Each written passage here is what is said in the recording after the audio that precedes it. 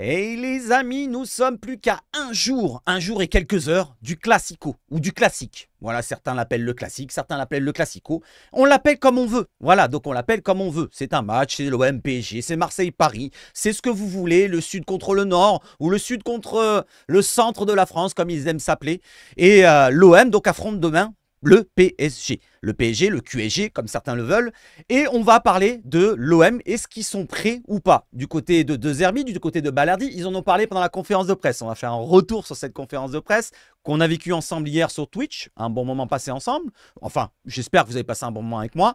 Et on va aussi parler des deux coachs. Que ce soit Luis Enrique du côté parisien et du côté marseillais, Roberto De Zerbi. Un Italien face à un Espagnol. Deux visions qui se rapproche dans un certain sens, avec la possession de balle des deux côtés, mais il y a une idée différente de ce que prône De Zerbi et de ce que prône Luis Enrique. Est-ce que Luis Enrique veut étouffer son adversaire? Est-ce que De Zerbi veut aspirer son adversaire? C'est un petit peu dans ce domaine-là qu'on va détailler la chose.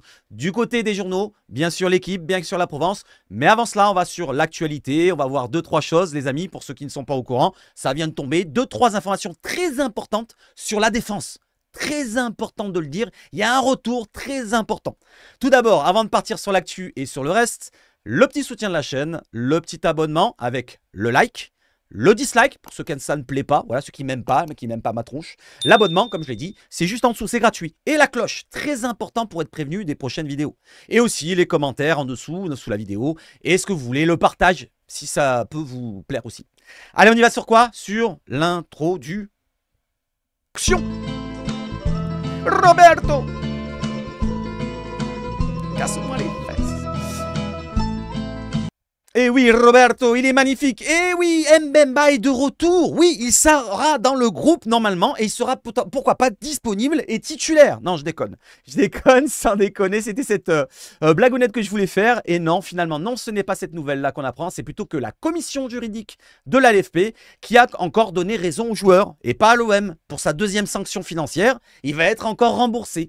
L'OM, donc, devra rembourser tout le salaire, tous les sanctions financières qu'ils ont mis depuis la deuxième sanction financière. Vous en souvenez la première? On a dû arrêter et lui rendre l'argent. Et cette fois, c'est la même chose. Je vous lis la chose. La commission juridique de la LFP a annulé la nouvelle amende infligée par l'OM à Chancel Mbemba. Vous en souvenez? C'était par rapport au fait qu'ils ne veulent pas se faire soigner par les soigneurs de l'OM. Voilà, les médecins de l'OM.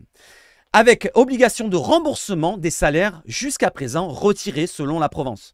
Donc l'OM n'obtient pas de gain de cause, c'est plutôt le joueur. Alors le joueur, vous allez me dire, est-ce qu'il est content, est-ce qu'il n'est pas content? On va voir qu'à l'entraînement, finalement, il s'entend bien avec Roberto De Zerbi. Regardez la petite tape dans la main et le petit sourire. Voilà, des images qui font plaisir. Cela dit, Chancel Mbemba ne devrait pas être réintégré et Chancel Mbemba n'en veut pas à Roberto De Zerbi, comme il dit GP13. Il ne sera pas réintégré, malheureusement.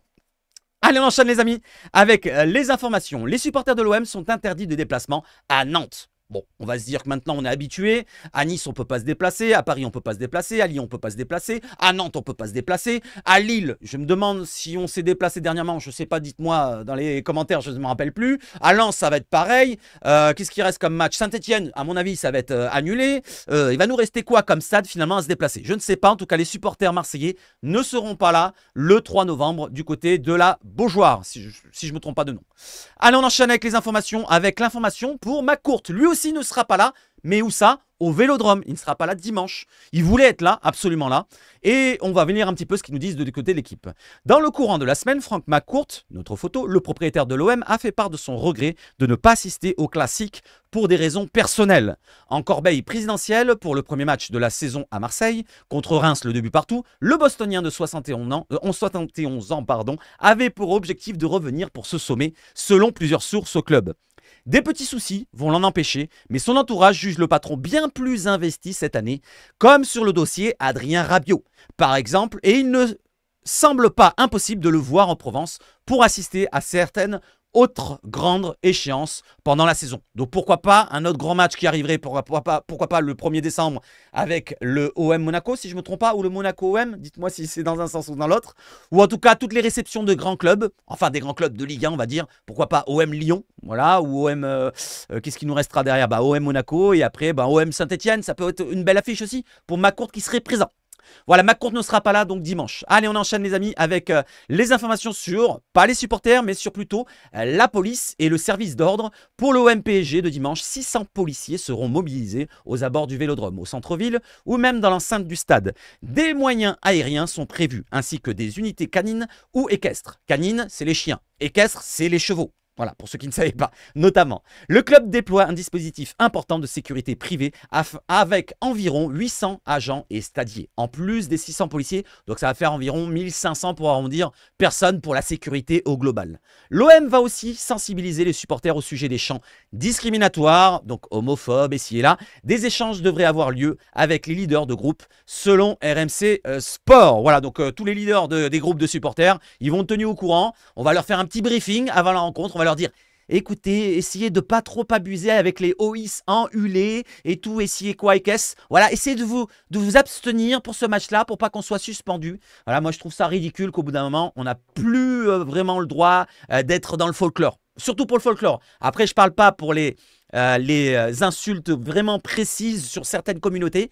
Comme je l'ai dit, je ne vais pas revenir sur ce sujet-là. On en reviendra, pourquoi pas, dans le live tout à l'heure. On reviendra, on fera un petit point là-dessus avec la vidéo d'un certain, vous savez, ancien qui avait parlé du côté de CNews en 2019. Paix à son âme d'ailleurs. Allez, on revient sur un autre sujet, les amis. La discrimination et tout autre, ça ne m'intéresse pas, puisqu'on part sur la conférence de presse avec la nouvelle salle de conférence de presse, ou plutôt l'ancienne qui a été, on va dire, rénovée. Je crois que c'est l'ancienne rénovée, hein. Si on regarde bien l'ensemble de la pièce, c'est la même pièce, seulement ils ont bien rénové la chose et c'est magnifique. On voit Jean-Pierre Papin, on voit Rudy Voleur, Didier Deschamps quand il était jeune, Fabrizio Ravanelli, la photo avec le maillot des 125 ans derrière, les fauteuils qui ont été changés, vous le voyez devant en bleu nuit noir, avec du tissu bien molletonné pour que les journalistes s'endorment bien quand ils posent leurs questions et qu'ils fassent des petits proutes dedans.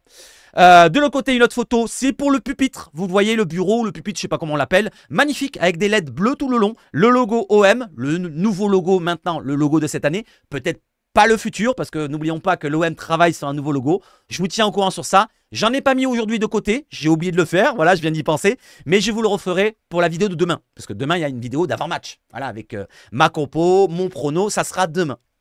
Donc du côté de la salle, vous voyez que c'est à peu près la même taille. Vous voyez la porte du côté gauche, toujours la même porte. Avec cette fois, elle est en bleu, un peu de noir. Le fond, c'est le même, du blanc, du bleu, de l'OM. Avec une petite pièce quand même. Je trouve qu'elle est un petit peu trop petite pour un club comme l'OM. Alors, il n'y avait pas beaucoup de supporters, j'allais dire, de journalistes dans la salle. Mais si, imaginons, c'est un gros match, imaginons un OM City dans 2-3 ans en Ligue des Champions, je pense que ça serait peut-être un petit peu trop restreint. Je ne sais pas si vous voyez ce que je veux dire. Du côté des trophées, vous les voyez là, avec 11 championnats de France. Voilà, comme je les ai ici, derrière dans mon drapeau.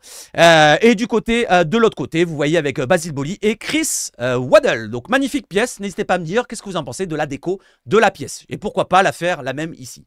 Avec le pupitre, vous le voyez ici de près, avec la LED bleue tout le long, le logo OM et le micro OM et tout ce qui va. Allez, on enchaîne les amis avec un petit peu du côté un peu moins joyeux. C'est pour l'hommage à Barada. Alors, je vais vous mettre le son. Je vais mettre le casque, je ne sais pas où je l'ai foutu, il est là. Je vais vous mettre le son.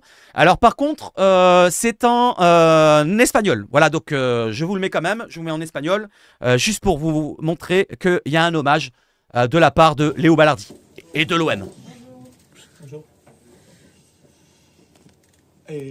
Antes de comenzar, quiero decir unas palabras en español y bueno, pasar las condolencias de parte de todo el equipo, de todo el Olympique, a Abdel y para Abdel y toda su familia, que bueno, todas nuestras condolencias para ellos. Voilà, l'hommage qui a été énoncé en espagnol. Pourquoi? Je pense que c'est pour pas se tromper dans les mots. Et je trouve que c'est respectueux envers les proches et la famille d'Abdelaziz Barada de la part de Balardi, qui ne se trompe pas dans ses mots. C'est quand même un moment délicat à aborder. Et je vais encore souhaiter les plus sincères condoléances. D'ailleurs, pour cet hommage-là, il y en aura un qui sera rendu du côté du stade Vélodrome. Un hommage sera rendu au stade Vélodrome dimanche pour le classique. Voilà, donc un joueur qui a joué dans les deux clubs. Donc là, on ne parlera pas de rivalité à ce moment-là. Une minute de silence va avoir lieu. Je pense qu'il y aura peut-être un tifo qui sera en son hommage. Et je trouve que c'est un bon moment de communion. Il n'y aura pas de supporters parisiens, mais au moins qu'il n'y ait pas de sifflet ici et là de Wahokes pour ce moment-là. Donc une personne qui disparut comme un 35 ans, c'est quand même un drame. C'est un drame. Donc encore condoléances à toute sa famille. Allez, on revient sur la conférence de presse. On va partir sur le sportif. Et je vais boire un petit coup et on va aborder tous les sujets ensemble.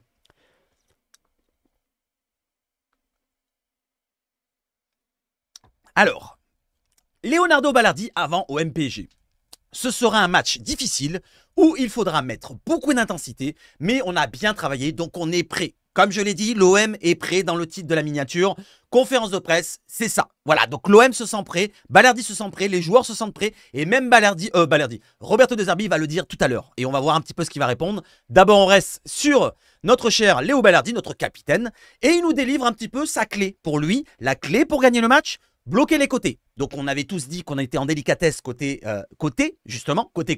de la défense, avec les latéraux qui sont un petit peu les moins à l'aise de notre équipe. Et du côté parisien, justement, c'est leur grosse force, que ce soit leurs latéraux, que ce soit Hakimi ou Mendes qui montent beaucoup vers l'avant, ou même Dembélé et pourquoi pas Barcola, le meilleur buteur du championnat. Donc bloquer les côtés dans un premier temps, mais il faut faire attention à tous les joueurs. Même Hakimi peut marquer des buts. Cette semaine, on en a parlé et on a travaillé. On doit rester en bloc. Vous vous en souvenez de ça? C'était ma clé hier avec Yacine en accord. Donc il faudra rester en bloc. Il faudra rester en bloc pour ne pas se faire prendre à l'intérieur. Voilà, donc les amis, la clé pour Balerdi. Après, il a détaillé les choses. On lui a demandé, est-ce que vous pensez que ce pari-là est moins fort que par le passé, vu qu'il y a plus de stars ici et là? Il a dit non, non. Il a dit un peu la même chose. Tous les joueurs sont bons à Paris. Ils sont champions pratiquement tous les ans. Donc, il faudra faire attention à tous les joueurs. Pas que Dembélé, pas que Barcola. Il faudra faire attention à tous les joueurs. Et voilà la clé. N'hésitez pas à me dire, qu'est-ce que vous en pensez de la clé de Balerdi? Est-ce que c'est une bonne clé de la part de Balerdi? Allez, on enchaîne avec Balerdi qui nous dit que ce genre de match se joue sur des petits détails. J'espère que l'arbitrage sera parfait pour les deux équipes pour qu'on puisse jouer le meilleur football. Donc que le meilleur gagne, comme on dit, d'abord l'OM, mais que le meilleur gagne avec un bon arbitrage. Pour une fois qu'on vivra un arbitrage correct pour un classico, ça fait très longtemps qu'on n'a pas vécu un bon arbitrage pour un classico. Je m'en souviens pas, à part peut-être des périodes où on a perdu et finalement je m'en souviens pas. N'hésitez pas à me dire lequel vous en souvenez qu'il y a eu un bel arbitrage où on a fait un bon match, où on a vu un bon match. On verra bien, mais moi j'y crois. J'y crois encore et on passe sur autre chose.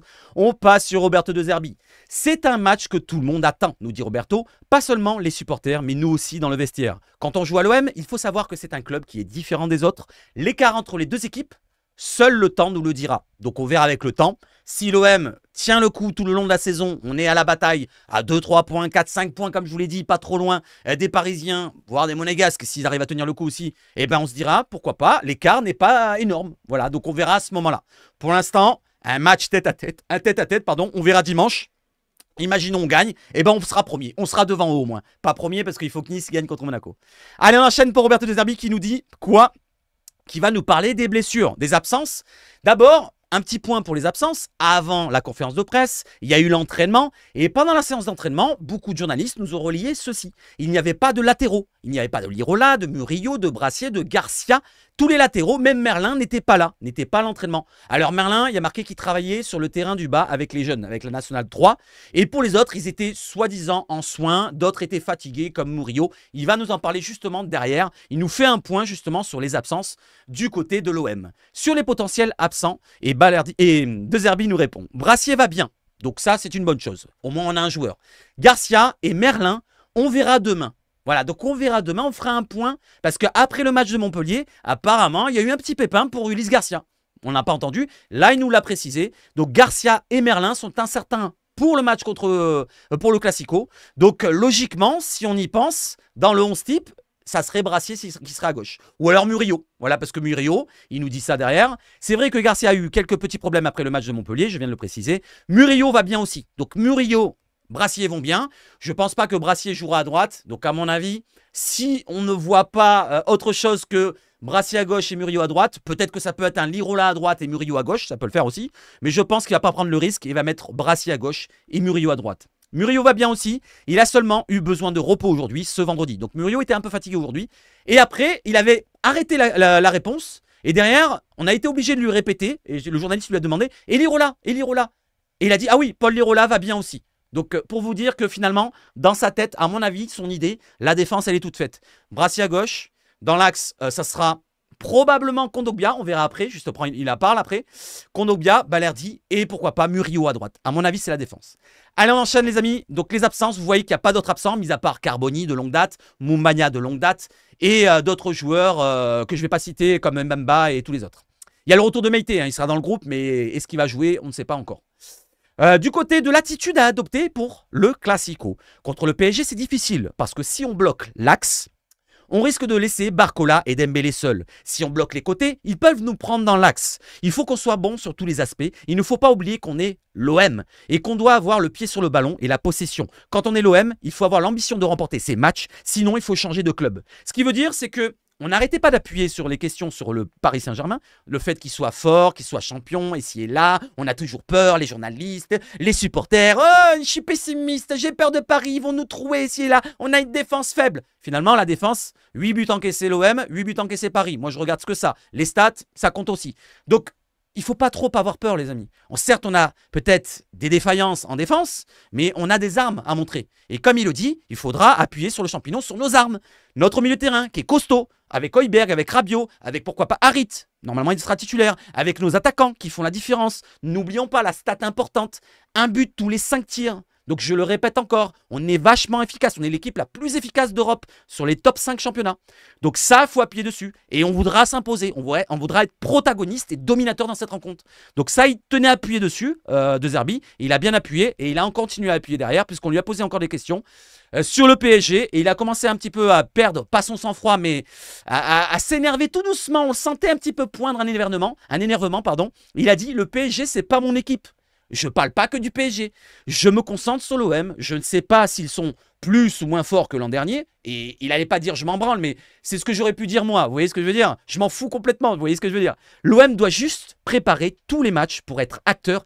Et comme je l'ai dit juste avant, protagoniste. C'est-à-dire être maître du scénario, maître du match. Dominateur, pourquoi pas? Et on peut le faire. Contre Paris, c'est pas des ogres non plus. Voilà, donc on a vu contre PSV, ils ont été certes dominateurs dans leur rencontre, mais ils n'ont pas réussi à trouver la faille. Et nous, avec une équipe qui sera vachement efficace, est-ce qu'ils vont prendre le risque de rester comme ça tout le long de leur rencontre devant notre défense, comme ils ont fait contre le PSV?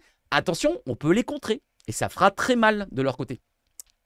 Allez, j'enchaîne avec De Zerbi qui nous dit quoi? Sur Mason Greenwood, il nous parle un peu des joueurs. On lui pose la question, comme d'habitude, sur Mason Greenwood, sur Højbjerg, ici et là. Donc, il n'a pas parlé de Højbjerg, mais il a parlé de Mason Greenwood. J'en attends encore plus de Mason Greenwood, car c'est un joueur différent des autres. Il est très jeune et humble, toujours très disponible. Il peut devenir un joueur total s'il continue à progresser. Total, peut-être qu'il voulait dire un joueur... peut-être, je sais pas moi, comment dire, comme le grande star, on va dire. Pour l'instant, il est en termes de très grand joueur de Ligue 1, mais il n'a pas encore prouvé sur le terrain de l'Europe, quoi. Parce qu'on n'est pas en Coupe d'Europe. On verra bien quand il sera en Coupe d'Europe, et il n'est pas dans sa sélection non plus. Peut-être qu'il voulait dire ce côté-là. Total, ça veut dire dans tous les domaines, il sera l'un des plus forts dans toutes les compétitions. C'est ce qu'il voulait dire peut-être. N'hésitez pas à me dire ce que vous pensez pour le mot total. J'ai pas bien trop compris ce qu'il avait dit, mais c'est pas grave. Allez, on enchaîne avec un autre joueur. Comment Adrien Rabiot doit appréhender la rencontre? Et oui, il a été formé à Paris. D'ailleurs, il y a encore un article sur lui, double page encore dans l'équipe. Je ne vais pas vous le lire. Je vais vous le mettre en gros plan, que vous puissiez le lire si vous avez envie de vous arrêter dessus. Je vous ai mis celui d'hier pour ceux qui ne l'avaient pas lu, les 2 articles, pour son début de carrière. Et là, ça continue avec sa période du côté de la Juve. Et après, il revient du côté de l'OM. Mais il n'y a pas un passage du côté de l'OM, donc je ne vais pas le lire. Donc, du côté de Rabiot, comment doit-il appréhender la rencontre? Adrien a bien fait de choisir l'OM, nous dit Roberto. C'est toujours mieux de l'avoir comme coéquipier avec nous, plutôt qu'en tant qu'adversaire. Et oui, un joueur de cette classe, de ce standing, c'est vraiment plaisant d'avoir un joueur de ce calibre. Ça nous fait un surplus de niveau, surplus de standing, surplus de, de qualité sur le terrain. Et même physiquement, il peut imposer son jeu, parce que, point de vue taille, il en impose aussi. Dans le jeu aérien, il peut en imposer. Allez, on enchaîne avec quoi? Avec un autre joueur sur Kondogbia. Je vais parler de Kondogbia. Est-ce qu'il va être placé en défense ou alors au milieu? Kondogbia peut jouer comme milieu et défenseur, nous dit Roberto. C'est ce qu'il a parfois fait avec Simeone à l'Atlético. C'est un joueur intelligent, c'est un grand joueur, tant en dehors et sur le terrain. Après, on a d'autres options. Il nous apporte quelque chose de différent. Au milieu, on a Rabiot et Højbjerg qui sont tous les deux de très grands joueurs. J'essaie toujours d'aligner les joueurs les plus forts sur le terrain. Et on voit après pour la position. Donc, ce qui veut dire, à mon avis, Kondogbia sera dans les titulaires. Milieu ou derrière, je ne sais pas encore. Parce que Il se pourrait qu'on mette un milieu à 3. Il se pourrait qu'on mette un milieu à 3. Il y a une petite surprise avec un Aminarit qui serait placé peut-être sur le banc. Je sais pas, hein, je dis ça, je dis rien, peut-être que je me trompe. Hein. Kondogbia en pointe basse avec Højbjerg à ses côtés et en pointe un peu plus haute, Rabiot. Peut-être, on peut jouer dans ce domaine-là. Je sais pas ce que vous en pensez. Attention, ça pourrait aussi arriver. Mais moi, de ce que je pense, vu que Kondogbia, on l'a placé en défense dernièrement dans les matchs, que ce soit à Lyon et je sais plus où on l'a placé, c'était à Lyon qu'il jouait en défense, dites-moi si je me trompe. Il se pourrait qu'il soit amené à jouer en défense à côté de Balerdi. Ça, c'est mon avis.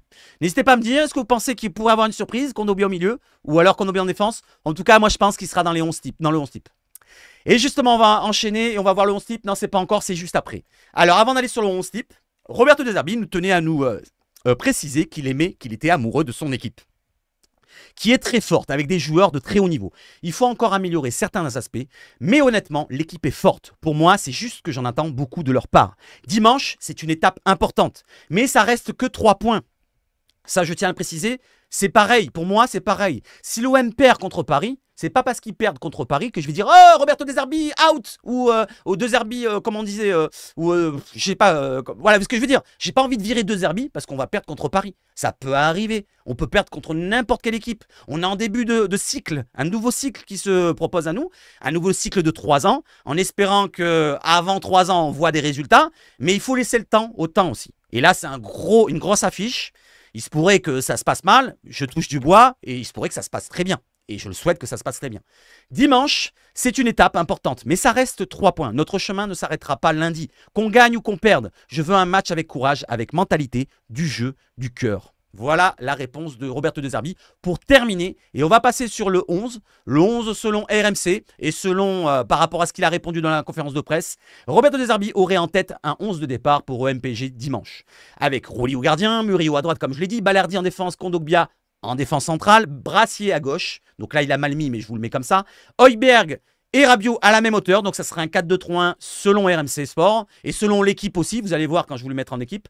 Greenwood, Harit en numéro 10, Henrique à gauche, pas de Jonathan Rowe, et Wai en pointe. Si vous voulez voir plus précisément, je vous l'ai mis en place avec RMC Sport et l'équipe qui nous ont mis qui nous ont concocté le même 11 probable. C'est probable, hein, c'est pas vraiment figé, c'est pas officiel. Hein. Faut attendre demain, avant le match. Voilà, donc et moi je vous donnerai ma compo à moi demain matin, avec, pourquoi pas, avec des nouvelles pour Merlin. Parce que moi, j'attends d'avoir des nouvelles pour Merlin, surtout. Donc, on a Rulli au gardien, comme je l'ai dit, Murillo, Balerdi, Kondo. J'ai mis Kondo pour être plus court. Brassier à gauche, Rabiot, Højbjerg en pointe basse. Harit, un cran plus haut. Henrique à gauche, Greenwood et Wai en pointe. Allez, après, moi, je préférais, si on joue avec ce système-là, avec ces joueurs-là sur le terrain, je préférais ce système-là. Même si ça ne change pas, c'est les joueurs qui font vraiment l'animation sur le terrain. Mais dans ce schéma-là, je préfère quand même. Voilà, un cran plus haut pour Rabiot, un cran plus haut sur le côté droit pour Harit. Et ils vont permuter, Harit sera un petit peu libéré avec l'apport de Rabiot entre les interlignes. Après, il faudra un petit peu défendre aussi. Hein, donc, je pense que même Harit va faire un petit peu de rôle défensif. Voilà, et du côté de l'équipe de Paris. Maintenant, on va voir un petit peu du côté de Paris. Et je vais ouvrir derrière parce que j'ai vraiment chaud. Voilà, parce que j'ai fermé pour voir un petit peu, mais il fait très chaud. Le 11 probable des Parisiens, avec un 4-3-3 habituel du côté de Luis Enrique. Il nous a mis Donnarumma au gardien, Hakimi, Mendes pour les latéraux, Pacho, le Colombien avec Marquinhos, le Brésilien, Vitinha, Neves et Zahir et Emery pour le milieu de terrain à 3, avec Dembélé, Asensio en faux neuf. D'ailleurs, Balerdi en a parlé, le système faux neuf, est-ce que ça peut vous déranger? Il a dit oui, ça peut nous déranger dans le sens où on risque de se faire aspirer. Du style, si tu as un faux neuf qui recale dans le jeu, dans le milieu de terrain, il y a un défenseur central comme Balerdi ou Cornelius ou Kondogbia, celui qui sera à côté de lui, il va être aspiré par le neuf et derrière, ça laissera un espace pour Dembélé ou Barcola qui vont repiquer dans l'axe. Alors attention à ça, de ne pas se faire aspirer comme il a dit Balerdi. Donc Barcola côté gauche, Dembélé à droite et Asensio donc dans l'axe. Est-ce que cette compo vous fait peur, franchement? Voilà. Bon, on va dire que sur les couloirs, c'est vrai que ça peut faire peur. Mais le milieu de terrain, si on regarde les milieux de terrain, on a Vitinha, Neves, Zahir Emery. C'est très jeune. Moi, je vais vous dire, c'est très jeune. Et surtout, physiquement, je pense qu'on peut les bouffer. Si on est à 100%, un Højbjerg, Rabiot, Aminarit, c'est degré moindre, mais Højbjerg, Rabiot, ils vont envoyer du lourd. Et vu leur physique imposant, je pense qu'ils peuvent faire du mal aux petits gringalets qui sont à côté. Zahir Emery, il est costaud hein, sur ses pattes. Mais Vitinha, Neves, c'est quand même petit. je trouve, hein, je trouve. N'hésitez pas à me dire ce que vous en pensez. Et on termine sur la conférence de presse avec une réponse qui ne concerne pas la rencontre, mais ça concerne le football en général. Un petit coup de gueule, c'est le même coup de gueule que j'avais envie de passer pour les trêves internationales. De Zerbi fustige pour le calendrier international. J'aime dire ce que je pense, nous dit Roberto. Ce calendrier est très difficile. Chaque mois, des joueurs font 10 ou 12 heures de vol. Donc quand vous avez un joueur comme Carboni, comme Rouli, des joueurs qui font 10-12 heures de vol et qui n'ont pas de laps de temps pour se reposer, et finalement tu risques des blessures. Et c'est comme il le dit là, ce calendrier est mal structuré, fait par des gens qui n'ont jamais joué ou foot de leur vie. Donc il parle de ceux qui sont aux instances, qui règlent un petit peu les calendriers pour se faire du pognon. Mais tant que les joueurs et les coachs ne prendront pas une position forte, les choses ne changeront pas. J'étais content de voir Rabiot rester pendant la trêve, j'aurais voulu que Carboni puisse faire de même, mais il faut s'adapter, réussir à gérer cela. Donc, un petit coup de gueule, vite fait. Par contre, est-ce qu'il va être suivi derrière? Je ne sais pas, mais en tout cas, il faudrait que tous les coachs, tous les présidents, tous les dirigeants du football commencent à monter au créneau parce que ça suffit. Toutes ces trêves internationales, et là, ça va faire 3 bientôt, là. La 3e qui va arriver dans une semaine ou 2, là, ça va faire beaucoup. 3 en 12 rencontres, je trouve ça trop. Ça fait 3 matchs, 4 matchs, 3 matchs, 4 matchs. Au bout d'un moment, le rythme, il est saccadé pour certains. Les autres, ils vont pas avoir de matchs internationaux. Ils vont devoir s'entraîner avec les jeunes ou ci ou là. Ils vont devoir faire des matchs amicaux ou alors le déplacement, comme il dit. Il y a beaucoup de choses, de points noirs à signifier, à signaler. Voilà les amis, maintenant on va passer sur quoi? Sur le point presse. Et on va y aller tout de suite les amis, je vous le mets en place. Le point presse, c'est maintenant. Ouais, c'est le point presse. Alors, un choc de style. Avec la belle première page de l'équipe, le grand échiquier entre les deux coachs. Ils se posent des questions des deux côtés et on va lire ça tout doucement mais sûrement. Alors on commence par la gauche, un choc. Allez, je lis tout ça et je vous analyse ça tranquillement mais sûrement. Alors que Roberto De Zerbi s'apprête à défier pour la première fois le PSG et Luis Enrique, son OM va passer un test tactique majeur après 8 journées de Ligue 1. C'est le premier gros test pour De Zerbi, même s'il a eu des matchs comme Lyon et Nice. Finalement, c'est 2 équipes qui sont potables en Ligue 1 normalement. Et Brest, hein, en début de saison, même si, bon, ils n'étaient pas au top au début, on va dire. Maxime Brigand qui écrit avec Mathieu, c'est qui le GR? Je pense que c'est Sgegay. Il se cache derrière les petits, c'est pas grave. Ainsi, le voilà, ce dîner entre Roberto De Zerbi, qui continue d'affiner ses recettes à la table de la Ligue 1, et un Luis Enrique qui, après 64 matchs au compteur sur le banc du PSG, poursuit le tracé d'un chemin plutôt rare dans le tableau footballistique européen actuel. Après 8 journées, son équipe et l'OM et de son homologue italien sont pile là où on espérait les retrouver en cette soirée d'octobre, proches à la lutte, prêtes à craquer des allumettes dans un vélodrome qui n'attend que ça. Bien sûr, de jeu, il va alors beaucoup en être question. De Zerbi et Luis Enrique portant une idée générale commune, à savoir celle d'un football de contrôle et de possession, comme je l'ai dit en introduction. Donc beaucoup de possession, une maîtrise du jeu, un scénario où on va être protagoniste du scénario. On parle ici de 2 coachs dont les équipes présentent les 2 plus hauts taux de possession moyens du pays. 66,8% pour le PSG, 60,6% pour l'OM. Et les attaques les plus prolifiques, 25 buts pour les Parisiens, 21 buts pour les Marseillais. Et en plus, il se respecte. C'est l'un des meilleurs entraîneurs au monde depuis des années et pas seulement depuis qu'il est au PSG, a dit hier De Zerbi au sujet de l'Espagnol. Ça, je ne l'ai pas relayé tout à l'heure, mais j'avais pas envie d'appuyer sur les Parisiens. Il y a eu tellement de questions sur les Parisiens pendant la conférence de presse que ça m'énervait de relayer tout ça. Il a démontré, c'est une référence pour moi, car il a une matrice offensive dans son jeu, un type de football qui me plaît, nous dit Roberto De Zerbi. Au-delà des points communs, il existe quand même des différences entre les 2 projets à surveiller demain soir. Et on va voir quelles sont ces différences. On commence par notre coach préféré, donc Roberto. À l'OM, l'aspiration. Donc je vous lis l'article, je le mets en plus gros, comme ça vous pouvez le lire de votre côté. À l'OM, l'aspiration. Premier arrêt sur la phase initiale du jeu et attendons-nous sur l'approche de l'OM de De Zerbi. Comme il a toujours fait depuis le début de sa carrière, l'Italien 45 ans y implique en quasi-permanence 6 joueurs, plus son gardien et 2 autres joueurs placés un cran plus haut à l'intérieur, avec l'objectif clair de placer l'adversaire face à un casse-tête. Soit il sort pressé haut et ouvre un espace géant à attaquer dans le dos de ses centraux pour les ailiers, soit il est poussé à diviser son pressing en 2 blocs et ouvre une porte XXL entre ses lignes défensives et offensives, dans laquelle peut venir décrocher un meneur marseillais. Soit il ne sort pas, reste en bloc et laisse ainsi l'équipe de De Zerbi progresser marche par marche grâce à une supériorité numérique générée entre les lignes. Donc ce qu'ils veulent dire, c'est que le plan de jeu mis en place par De Zerbi, le fait qu'on mette des lignes vraiment précises et toujours un carré au milieu de terrain qui nous permet d'avoir une supériorité au milieu de terrain, c'est-à-dire que s'il y a un pressing des attaquants qui vont faire sur nos défenseurs qui ont le ballon, on va les trouver au milieu de terrain et ils vont être en surnombre et derrière ça va être le bordel pour l'équipe adverse. C'est ce qui veut dire quand on a un pressing face à nous. S'ils ne pressent pas, par contre, au contraire, on va progresser petit à petit. Comme ils le disent, marche par marche, on progresse petit à petit et on va se procurer des occasions si on arrive à faire la différence devant, bien sûr, par des joueurs de qualité, comme Greenwood, comme Rowe, Enrique et tout le team. Je continue. On est ici dans une histoire de calcul, d'orientation des corps. Les deux joueurs du double pivot marseillais sont généralement placés en faux pied pour pouvoir combiner plus efficacement vers l'intérieur. Donc on a un droitier à gauche comme Højbjerg et un gaucher à droite comme Rabiot, logiquement. Même si dernièrement on les a vus plutôt inversés puisqu'on a joué en 3 au milieu de terrain. Mais c'est pas grave. Donc vous comprenez? C'est-à-dire que Højbjerg il sera placé face à Rabiot pour lui faire la passe le plus vite possible, pour combiner le plus vite possible. Marseillais sont généralement placés en faux pied pour pouvoir combiner plus efficacement vers l'intérieur. D'adaptation liée au choix défensif d'un adversaire, d'aspiration de proie, de quête d'homme libre et les 8 premières journées ont accouché de pas mal de batailles tactiques autour de cette phase cruciale du projet du jeu marseillais. La preuve, seul Strasbourg a touché plus de ballons dans le premier tiers du terrain que Marseille cette saison. Avec leur gros pressing, ils nous ont pris à notre propre jeu. Ils nous ont fait mal. Le pressing individuel de Strasbourg nous a fait très très mal. On ne s'y attendait pas à ça et ça nous a surpris avec les absences et on a dû faire jouer des joueurs non pas à leur poste et ça nous a posé problème. Il ne faut pas oublier qu'on est à l'OM, qu'on veut avoir le ballon, être protagoniste, rappelé hier De Zerbi. Protagoniste, c'est être maître du jeu, pour ceux qui ne savent pas ce que ça veut dire.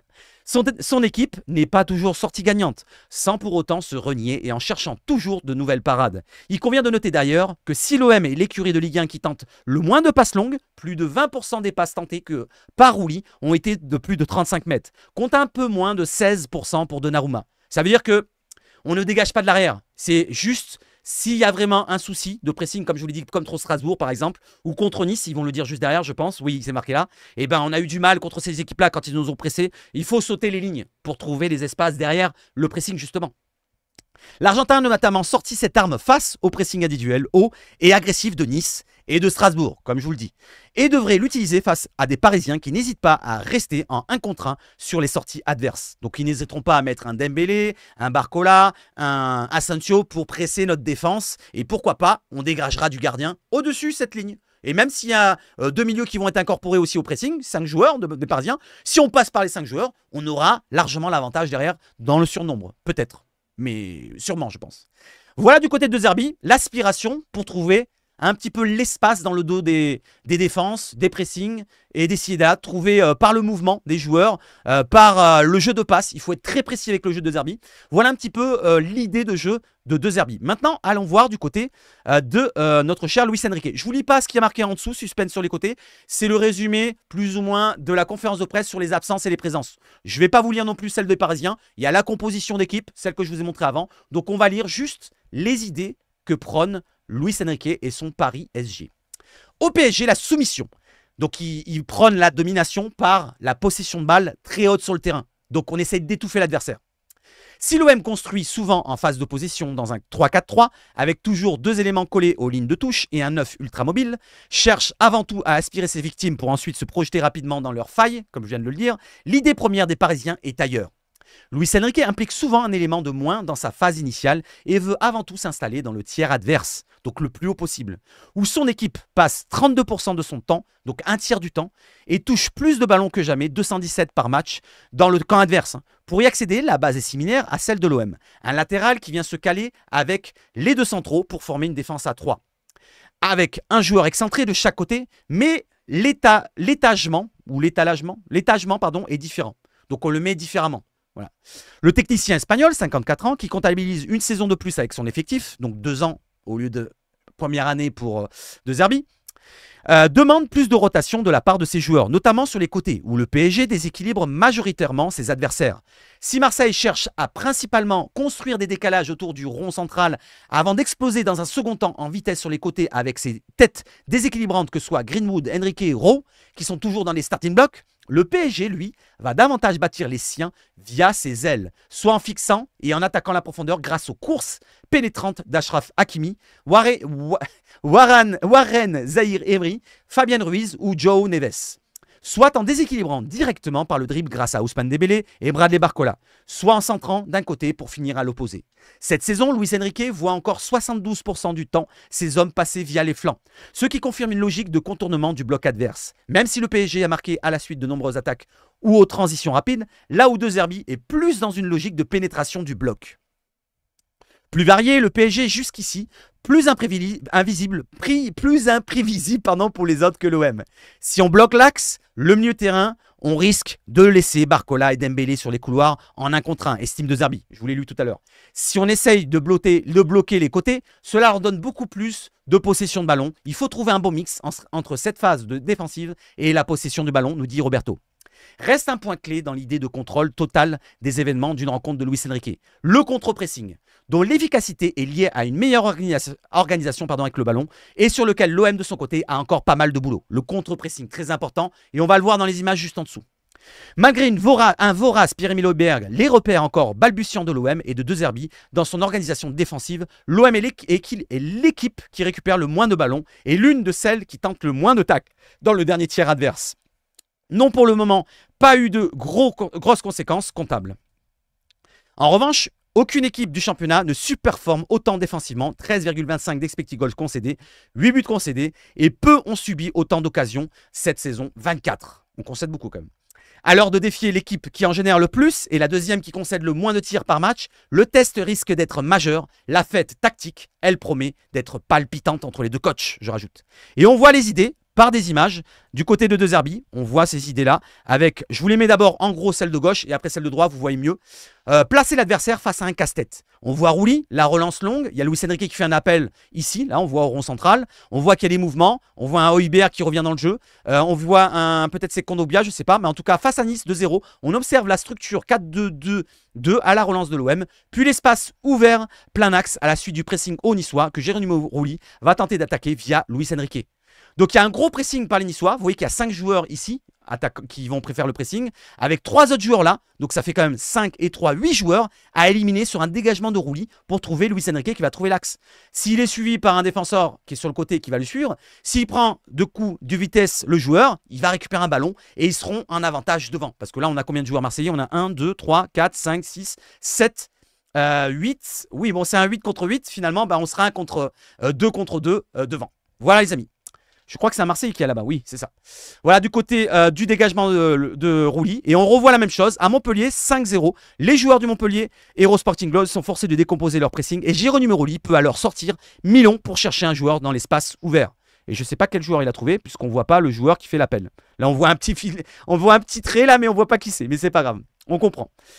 Étouffement et contournement, ça c'est du côté parisien. Mise en situation face à Brest, 3-1, où 2 secondes après la perte du ballon, le PSG va étouffer la relance bretonne. Et là on voit qu'il y a 1, 2, 3 joueurs parisiens qui sont autour du ballon, qui est ici, autour de 2 Brestois, et surtout 1 Brestois. Et là il y en a encore 3 autres, il y a 6 joueurs autour de 2 Brestois. Là. 6 joueurs autour de 2 Brestois. On continue. Sur le mouvement suivant, Marco Asensio se retrouve dans une bonne position pour trouver au second poteau la tête d'Ousmane Dembélé. C'est comme ils ont dit, ils changent d'aile parfois aussi. Voilà les amis pour les idées des 2 coachs. Maintenant on va changer, on va aller du côté de la Provence parce qu'ils nous ont écrit un article qui concerne aussi les 2 coachs. Il est écrit différemment et on va voir un petit peu les idées si ça se rapproche ou pas. On y va tout de suite. Let's go sur un deuxième point presse. Allez on y va. En duo majeur, De Zerbi, le test grandeur nature. Donc ça, c'est vraiment, ça revient sur la conférence de presse. Il donne son avis. Et le point de côté de la défense, c'est pareil. Ça revient, ça fait un petit peu un résumé de la conférence de presse en rajoutant quelques avis différents. Le début de De Zerbi, et c'est là. Le défi majeur de De Zerbi. On ne va pas le lire, on va plutôt lire tout ce qu'il y a sur la page de gauche. Et je rebois un petit peu.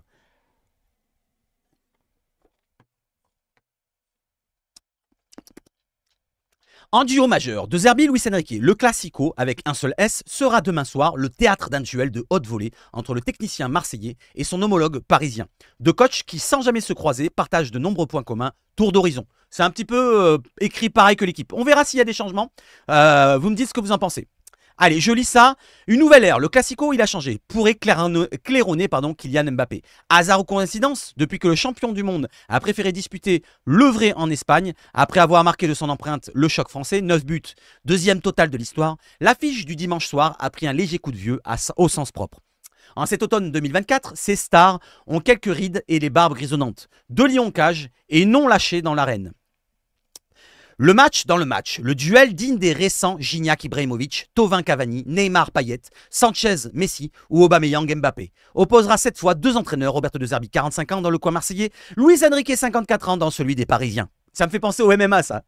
Qui va gagner? Le symbole aussi d'une virage abordée par deux institutions soucieuses de remettre leur projet entre des mains expertes, et non les crampons d'égoïstes et capricieuses vedettes, surtout au pied de la Tour Eiffel. Les mains de deux entraîneurs figurent parmi les mieux cotés sur la planète foot. De forts caractères, philosophes du jeu, à la pensée affirmée, de chefs d'orchestre aussi, qui n'ont encore jamais croisé la baguette, avant demain soir dans un vélodrome en fusion. L'occasion de constater que les rivaux d'un soir, malgré leur parcours et palmarès opposés, partagent au-delà de leur voie rocailleuse plus d'un point commun. Tristan Rapeau. Donc ça, c'était on va aborder comme ça. Et maintenant, on va voir 3 points différents. L'influence, que vous voyez en bleu, le style et le management. Allez, on va voir un petit peu s'il y a des différences. Donc l'influence. Voilà. Vous me diriez si vous arrivez à lire, mais moi j'arrive à lire de mon côté. Les piliers sur lesquels tout repose. Au bord de la Méditerranée ou dans la capitale, les entraîneurs font aujourd'hui la pluie et le beau temps. En Provence, depuis 2020, Pablo Longoria n'avait jamais donné carte blanche à son coach, comme il l'a fait cet été à Roberto De Zerbi. Oui, il est accompagné aussi de Rossi. S'il n'avait peut-être pas Rossi, peut-être qu'il n'aurait pas eu les cartes blanches, s'il aurait été tout seul à se défendre, peut-être pour avoir ses joueurs qu'il voulait, ses profils qu'il jouait. Déjà, il serait peut-être pas venu. On aurait peut-être eu, comment il s'appelle, Conceição ou un autre, je ne sais pas lequel. Mais en tout cas, c'est bien que les coachs ont leur mot à dire pour le recrutement, qui mettent leur jeu en place avec des profils vraiment particuliers. On veut lui donner des possibilités de changer beaucoup de choses, à commencer par la mentalité, la discipline, a annoncé d'ailleurs le président marseillais. Début juillet, alors que Roby venait de paraffer un bail de 3 ans, quand ses prédécesseurs s'engageaient jusqu'ici au maximum pour 2 saisons et ne restait qu'une seule. Donc là, si on fait le compte, il restait la moitié de leur parcours, donc 1 an sur 2 pour les Tudor, Sampaoli et les autres. Donc là, si on fait le compte, pour De Zerbi, ça sera 1 an et demi, si on fait le compte. Donc il partira l'hiver prochain. Pas cet hiver-là, l'hiver prochain. Garant de ce fameux cycle, durant lequel l'OM doit apprendre le concept de stabilité, De Zerbi a eu tout ce qu'il désirait, d'un conseiller personnel avec Giovanni Rossi, que j'ai parlé juste avant, et un effectif largement renforcé. D'ailleurs, ceux qui veulent avoir un avis sur Giovanni Rossi, ce qu'il a comme mission auprès du club, je vous ai fait un petit topo de ça, c'est une vidéo d'1 quart d'heure environ, sur ma page abonnée. Pour ceux qui ne sont pas abonnés, voilà, vous avez des avantages, vous savez, vous pouvez gagner des maillots. J'en fais gagner un d'ailleurs demain, donc dimanche.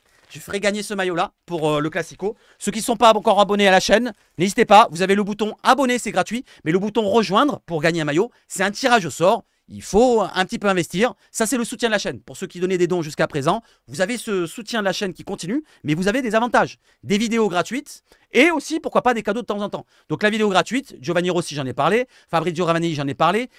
D'autres sujets que j'ai parlé, je vais en aborder encore pas mal. Et peut-être même, je vais faire des vintage sur des anciens joueurs, quelques vidéos particulières sur des anciens joueurs, mais que pour les abonnés qui ont payé l'abonnement et qui me soutiennent. Voilà, les autres, tant pis, il faudra attendre un petit peu un laps de temps, peut-être que je les mettrai en gratuite plus tard. Je continue. À un effectif largement renforcé, en étroite collaboration avec le Lombard, Mehdi Benassia s'est démené sur le marché pour lui ramener les prises de son choix. L'Italien a aussi été à l'origine du loft, en y expédiant les éléments incompatibles avec son projet de jeu. Ouais, je pense degré moindre quand même. Il a eu son mot à dire, mais je pense qu'un Chancel Mbemba, je ne sais pas si c'est vraiment lui qui l'a mis de côté. Bon, c'est pas grave. En tête, Chancel Mbemba, pourtant dans les petits papiers de ses dirigeants, quand Sergio Conceição était pressenti pour s'asseoir sur le banc. J'ai des doutes sur ça, moi. Il a les coups des franches. De Zerbi, comme Luis Enrique, sont les piliers sur lesquels tout repose. Pendant une décennie, Marseille s'est cassé les dents sur sa volonté d'empiler absolument les stars en faisant fil du collectif. Pour une fois, Nasser El Khelaifi a donné les pouvoirs à son entraîneur et n'interfère plus sur le sportif. Paris s'est cassé les dents, et n'interfère plus sur le sportif. Contrairement à ses prédécesseurs, Luis Enrique a la légitimité, le charisme et le palmarès pour s'imposer et ne pas se laisser marcher sur les pieds, insiste Grégory Paisley, ancien défenseur du PSG. Aujourd'hui consultant de beIN, spécialiste de la Serie A, où il a souvent commenté la Sassuolo de Zerbi. Quoi qu'il en soit, c'est lui le vrai patron du PSG. C'est aussi grâce à lui que PSG s'est détourné du côté bling-bling en refusant par exemple de recruter un nom pour remplacer Mbappé. Il a imposé sa vision du jeu, du foot, et le club suit en lui mettant à disposition des jeunes joueurs à développer. Il a aussi les coups des franches pour sévir, et il est enfin soutenu. On avait perdu l'habitude de voir ça à Paris. Donc c'est un petit peu la même chose. Voilà, du soutien du côté de la direction marseillaise, parisienne, pour leurs coachs, qui peuvent être sévères envers leurs joueurs, ou alors moins sévères d'un côté ou de l'autre, et qui peuvent aussi avoir leur mot à dire pour le mercato. Ça, c'est très important pour construire un projet. Je continue sur le style maintenant. On va sur le style et on descend d'un cran. Voilà, je vais mettre un peu plus petit, comme ça on voit mieux. Le style, amoureux de la possession. On l'a vu tout à l'heure avec l'équipe, on va le lire avec, du côté de la Provence. Il fait partie des meilleurs entraîneurs du monde. C'est une référence pour moi, nous avait dit ça tout à l'heure Roberto De Zerbi, car défend une vision offensive du foot qui me plaît. Aucun couteau ne menaçait sa gorge hier lorsque Roberto De Zerbi a tressé des couronnes à son rival parisien. L'amour de la relance courte, des petites combinaisons et de la possession surtout lie ces deux entraîneurs à la tête, sans surprise, des deux équipes les plus prolifiques en termes de contrôle du cuir et de passes réussies en Ligue 1 cette saison. C'est un parti pris complètement assumé. On a vraiment l'impression qu'ils préfèrent le beau jeu au résultat. Après, ils ne vont pas se priver d'allier les deux, Souris, Paisley. Ils ont une confiance aveugle en leur philosophie. Même s'ils adapteront à la marge, ils mourront avec leurs idées qui sont pour eux l'assurance de gagner si elles sont respectées. Dans les grandes lignes, l'OM de Zerbi ressemble au PSG de Luis Enrique. Entre deux équipes qui privent de ballon leurs adversaires, les paris sont lancés pour savoir laquelle des deux marquera son territoire demain soir au Vélodrome. Tiens, n'hésitez pas à me dire, avant la rencontre, qui aura la possession dans cette rencontre. Ça va être un sondage à faire, tiens, je le ferai demain en live. Je dirai, la question, ça sera, qui aura la possession du Classico? Parce que c'est particulier, on a deux équipes qui vont avoir la possession. Est-ce que ça sera l'OM ou les Parisiens? On verra bien. L'OM a 50% de son potentiel, donc on a encore beaucoup de potentiel à montrer. Les pronostics penchent vers le camp parisien, où le stratège espagnol, plutôt adepte du 4-3-3 avec un faux neuf en pointe, martèle ses préceptes depuis plus longtemps. Il y a eu une bascule en deuxième partie de saison dernière, lorsque Mbappé a été mis sur le banc. L'équipe était enfin celle imaginée par le coach. Un collectif libéré, plus obligé de donner la balle à la même personne, rappelle Eric Rabé-Sandratana, ex-parisien, consultant pour France Bleu. Maintenant, le jeu est équilibré, imprévisible aussi, même si Luis Enrique est tributaire du rendement des individualités qui sont moins fortes, d'où une certaine irrégularité dans les résultats. Au pied de la bonne mer, donc à Marseille, entre blessures, suspensions, recrues tardives et temps d'adaptation, l'Olympique de Roby n'a atteint que 40 à 50% de son potentiel, comme Roberto De Zerbi l'a récemment confié à ses protégés. Pas plus tard qu'hier, Léonard de Balerdi a d'ailleurs rappelé les difficultés rencontrées pour retranscrire sur le terrain les consignes, les complexes que les consignes complexes que leur guide souffle à l'entraînement.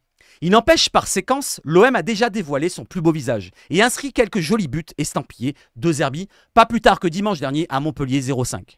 Après les difficultés rencontrées à Toulouse, Strasbourg ou contre Angers, où l'OM manquait de variété dans ses sorties de balles trop axiales, j'attendais de voir un plan B, avoue l'ancien Olympien Benoît Chéroux. J'en ai vu l'esquisse à Montpellier avec un seul milieu défensif, plus de jeux sur les côtés, plus tôt dans la construction, j'ai été rassuré. Quoi de mieux qu'un classico pour confirmer? Et moi j'ai envie de vous dire, moi j'ai envie de revoir ce 4-3-3. Là, du côté de RMC Sport et du côté de l'équipe, je vous remontre la compo probable qu'ils nous ont mis. Je vous la remontre vite fait, si vous ne l'avez pas vu tout à l'heure. Ils nous mettent cette compo-là, avec 2 points de basse, dans un 4-2-3-1. On se retrouve comme dans le passé, à la place d'un Kondogbia, on a un Rabiot qui se retrouve dans la pointe basse à côté d'Højbjerg. Je pense pas qu'on sera dans ce jeu-là. Je pense qu'on sera pareil en 4-3-3 comme à Montpellier. Après, j'espère avoir raison, j'espère pas me tromper, et j'espère qu'on verra surtout un beau jeu. Quoi que ce soit avec un 4-2-3-1, et de toute façon pendant le match, c'est l'animation qui fera la différence, ou un 4-3-3, peu importe le schéma du moment qu'on joue bien finalement. Allez, je reviens sur cela, et on termine avec le management les amis. Le management, est-ce qu'il est différent? 2 bons pères de famille. La scène, a priori anodine, a tapé dans l'œil de Benoît Chéroux. Tout juste venait-il de demander pardon au public montpelliérain, Kelly Wai filait partager sa joie avec Roberto De Zerbi. Et oui, parce qu'il a marqué contre Montpellier, son ancien club, il a fait excusez-moi. L'homme qui ne l'a jamais lâché depuis son arrivée. Et tout au long de sa disette clairsemée de ratés et d'une implication modérée, ça traduit la confiance qu'il essaie de lui donner. Sa proximité avec ses joueurs relève le consultant de DAZN. Donc il parle de Benoît Chéroux. J'aime beaucoup la façon dont il manage son équipe, nous dit Benoît Chéroux. En bon père de famille, l'Italien couvre ses joueurs comme ses fils. Et il n'avait pas hésité à le dire. Hein. C'est un peu comme... il avait dit Gattuso aussi quand il est arrivé l'année dernière. Vous vous en souvenez, il avait dit c'est comme mes fils. C'est la même chose. Les Italiens ils sont très proches. La mama. Là c'est le papa. Et n'hésite pas à les sermonner si nécessaire. Parfois, devant les micros, comme Amir Murillo et Lilian Brassier, son message, les mots qu'il a employés dès son premier jour avec nous, c'était quelque chose de vraiment spécial, insiste Leonardo Balerdi. Tous les matins, quand il nous parle, je suis comme un enfant. Entre Robbie et ses protégés, le courant passe. En témoigne aussi la gestion des remplaçants, irréprochable et souvent décisive à leur entrée. Rowe, Lirola ou celle de l'ex-lofter Ulysse Garcia, parfaitement remis en selle, qui a marqué un but du côté de Lyon et qui a fait une passe décisive contre Montpellier. S'il a parfois brandi le bâton en coulisses, De Zerbi n'a pas encore eu besoin de rosser ses petits. Au contraire d'un certain Luis Enrique. Luis Enrique du côté parisien, hein, pas le nôtre. Il a fait le ménage pour s'appuyer sur les valeurs fondamentales qu'ils ont souvent manqué au club, insiste l'ancien coach du PSG. Luis Hernandez, le groupe vit très bien, l'ambiance est paisible, mais tout le monde sait à quoi s'en tenir, note Grégory Plesselet. Il n'a pas hésité à mettre Mbappé sur le banc. Quand celui-ci avait annoncé son départ en fin de saison, il a écarté Dembélé lors d'un déplacement crucial à Arsenal à cause de son comportement. C'est lui qui fait la police dans le club. Donc du côté d'Enrique, on est un peu plus sévère, mais on a des joueurs qui sont un petit peu plus starlets dans leur tête. Voilà, ils se prennent pour des... Voilà, ils sont bling-bling dans leur tête encore. Devant les médias aussi, il a pris un certain recul. Après le décès de sa jeune fille à 9 ans, donc condoléances à sa famille, je parle de Luis Enrique, donc là ça n'a rien à voir avec la rivalité, condoléances à sa famille, grosse force à lui, je pense que ça doit être très très difficile de perdre un enfant de 9 ans. Par rapport à sa fonction, pense Plesselet, il ne s'embarrasse plus des convenances. Entre refus de répondre, son ton méprisant et son rêve de rendre 50% de son salaire pour ne plus répondre à la presse, Luis Enrique s'est fait des ennemis. Mais pas Roberto De Zerbi, j'apprécie l'homme, la façon dont il répond, j'ai beaucoup d'estime pour lui, avec qui il partage un certain désintérêt, d'où euphémisme pour l'exercice, sauf que l'Italien, lui, n'oublie jamais de mettre les formes. Donc du côté d'un De Zerbi, on est un peu plus cajolant, on va dire, et du côté de De Zerbi, on est un peu plus sévère, j'ai l'impression. Après, on a deux effectifs différents, je vais vous dire. S'il avait l'effectif qu'on avait à l'OM, peut-être que Luis Enrique serait pareil. Vous voyez ce que je veux dire? Faut le prendre aussi dans ce sens-là. Donc franchement, grosse force à lui hein, pour sa fille. Je ne savais pas, j'avais entendu un truc comme ça, mais je ne savais pas que c'était un jeune enfant autant jeune. C'est compliqué ça. Voilà, du côté des autres informations, on a tout lu, les amis. Je pense que j'ai tout abordé avec vous. Et je pense qu'on peut terminer sur ça. N'hésitez pas encore, pour ceux qui ne sont pas abonnés à la chaîne, je vous mets encore une petite alerte avec le like, le dislike, si vous n'aimez pas tout ce que je fais, l'abonnement, la cloche, le partage, c'est la petite flèche là, et le commentaire. Allez, donner de la radia de force. Et n'oubliez pas, hein, pour ceux qui ne sont pas au courant, vous gagnez un maillot demain. Dimanche, vous gagnez un maillot. Celui qui tombera sur la roue de la chance, eh ben, il gagnera un maillot. Je vous ferai un petit exemple demain dans le live, plutôt tout à l'heure dans le live à 11 h. On sera ensemble et j'espère qu'on passera encore un bon moment. Allez, je vous souhaite de passer un excellent samedi. Vive le foot chez Sebach Foot et surtout, allez l'OM!